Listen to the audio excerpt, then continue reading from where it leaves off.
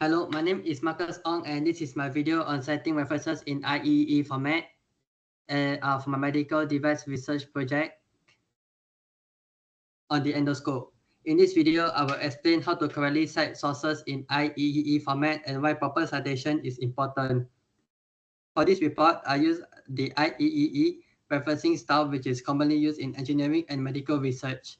Citing sources properly helps avoid plagiarism, give credits to original authors, and strengthens the credibility of my work. In this section of my report, I describe endoscope construction and basic functionality. To support this information, I use the Wikipedia article on endoscope, which you can see on the right side of the screen. This source provides comprehensive overview of the device components such as insertion tube, light source, and imaging system. I chose to cite this source because it offered foundational information that was essential for introducing the topic to readers who may not be familiar with the device.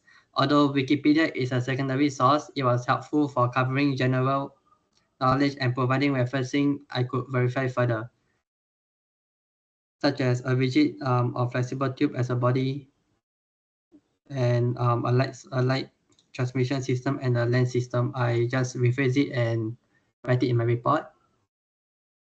So for the reference of this Wikipedia, I got it from here. This is how I cited Wikipedia. And next, I discuss the functions of the endoscope, focusing on how device enables real-time visualization of internal organs through its camera and a light transmission system. Together this information, I use MatMag Tech Guide, which are visible on the right.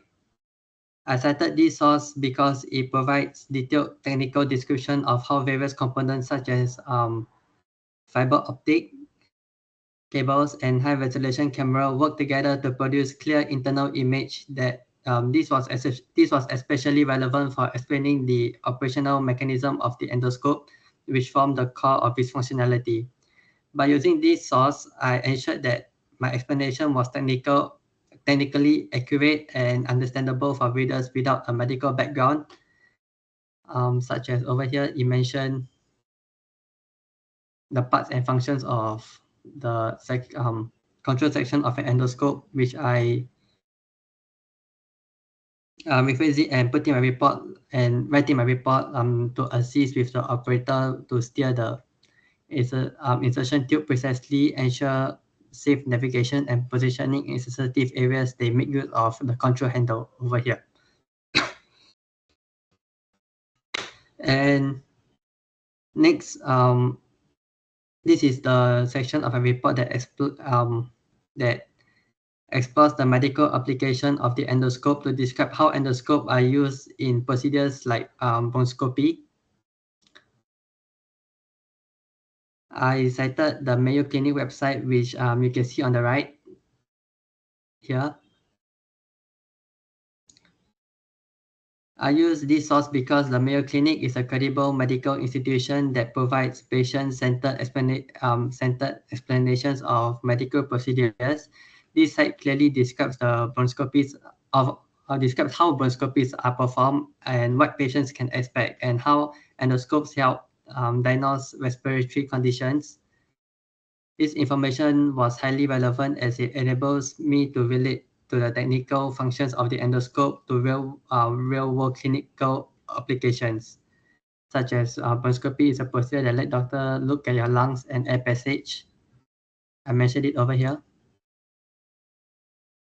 Bronchoscopy is to examine airways, and it also mentioned the risk and what a patient can expect.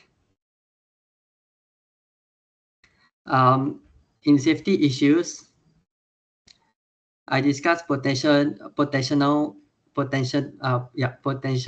risks associated with endoscope use, such as infections, device malfunctions, and user errors. To support this discussion, I use CurAsia article on endoscope safety measures shown here on the right. I cited this source because it provided detailed insights into the risk of endoscopy procedures and the recommended safety protocols to mitigate them. The articles explanation of infections control measures and this device handling guidelines was particularly valuable for this section, such as here it mentioned the risk here, bleeding, infections, and I rephrase it and write it in my report. I started this source because it provides detailed insights into the risk of endoscope procedures and recommended safety protocols to mitigate them. This article explanation of infection control measures of device handling guidelines was particularly valuable for this section. This source was relevant because it added depth to my discussion of patient safety and operational risks, highlighting both clinical implications and preventive solutions, such as the potential risk and how you should reduce the risk. This is by Croatia Endoscopy Center, which was medically reviewed by Dr. Dennis Koh. In this section, I cover the best practices in endoscope design and maintenance. To back up my recommendation, I cited the World Endoscopy Organization guideline visible on the right of the screen. This source was cited because it provides comprehensive international standards for designing and maintaining digestive disease endoscopy units. Over here.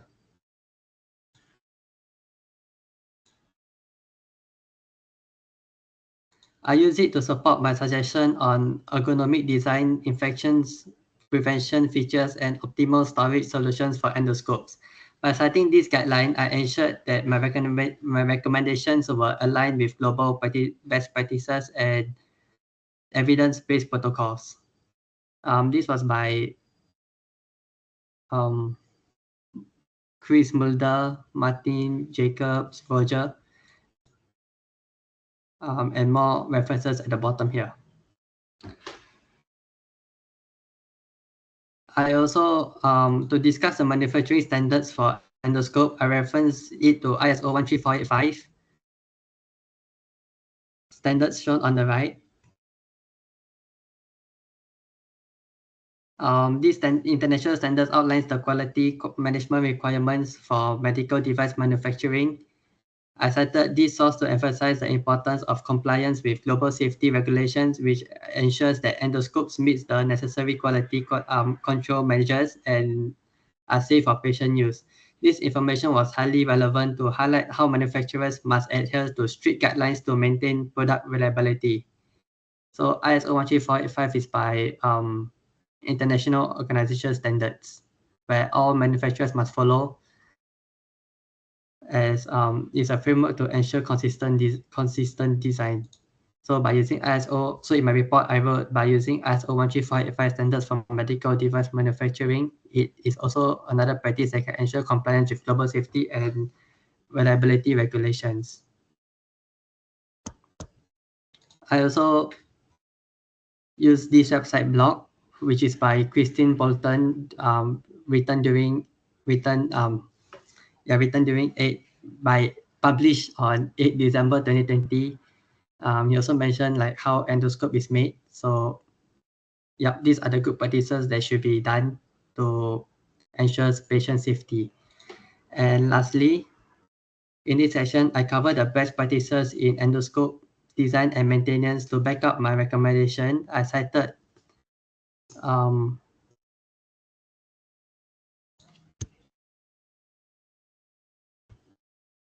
I use this website here, which is like this article which is published on 4th October 2023, which mentions how data safety is, how data security is important to ensure the integrity and patients' data do not be leaked. So this website is published on, is having reference, here the reference by many people over here, which is assessed. For example, Statista is assessed during 9 August 2021. And lastly, to conclude, accurate citation which is essential for maintaining the integrity of any research project. Using the IEEE citation style help me properly credit the authors and whose work contributed to my report on the endoscope. By citing my sources, I ensured that my work was credible. I avoided plagiarism and followed academic standards. I hope this video has provided a clear explanation of how to correctly format and apply IEEE citation. Thank you for watching.